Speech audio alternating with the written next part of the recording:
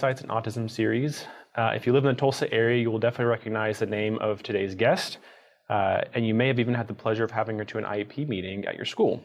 She's an experienced general and special education teacher and a licensed clinical social worker who is currently employed as the Family Support Coordinator for TARC, a disability advocacy organization based here in Tulsa.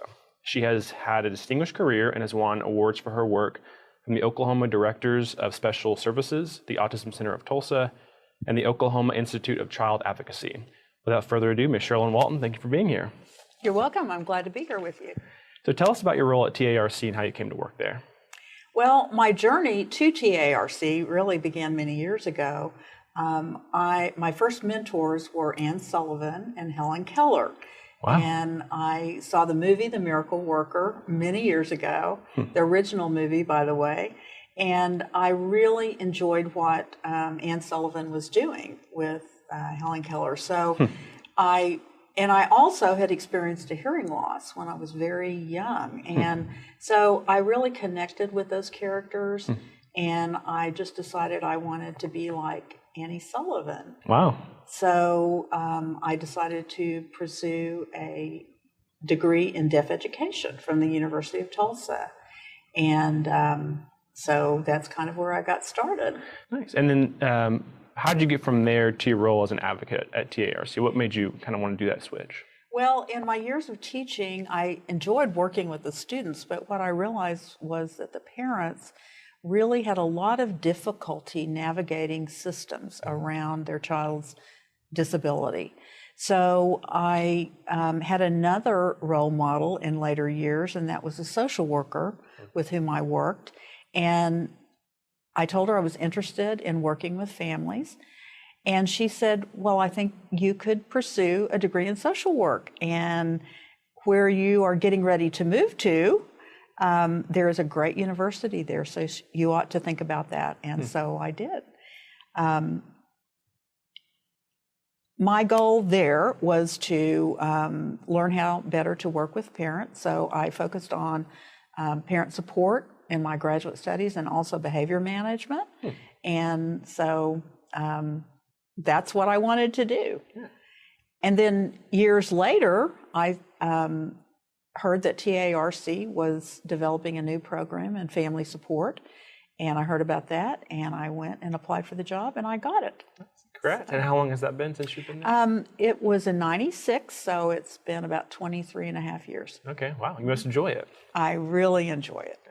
So as I consult in schools, one of the things I thought was interesting when I moved to Tulsa was that you're sort of universally viewed as the go-to for advocacy in schools, and parents all trust you and recommend you to each other. But what's unique about you is that schools also like having IEP meetings. You know, educators, administration, they all welcome you to those meetings and enjoy you kind of playing the part of that mediator. So my question is, how do you balance the trust of parents and your work as an advocate, but also preserve relationships with the school personnel? Well, when I go into an advocacy situation, really my client I look at as the child. And I know that the parents and the school has that in mind as well, that is really what we're there for. Having been a teacher, I know what a hard job it is. It's tremendously hard. And I really respect what they do. And I think that knowing how difficult it can be, and also really feeling that the teachers and administrators I work with really love their students.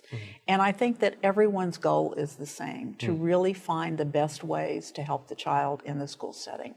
Yeah, it's probably easy to lose sight of the fact that people across the table from you want the same thing as you, which is, you know, to educate and do the best with the child they have.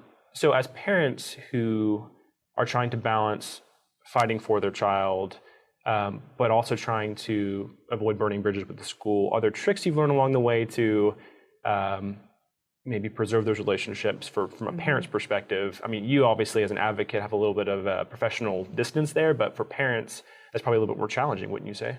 I think it is, and I think the key really to making the team work is to have respect for the other members. There is the school team, there's the parent team. And if there's mutual respect between those two, I think that that's, and keeping in mind what our goal is, which is to find the best roads to help the child, then I think that that's really the key, is respecting each other, and really understanding each one has an expertise. The parent is the expert on their child, and the teachers and administrators really know what happens in the school setting. This is all great information. Make sure you stay tuned and check out the other videos as we continue our discussion with Ms. Walton in part 2.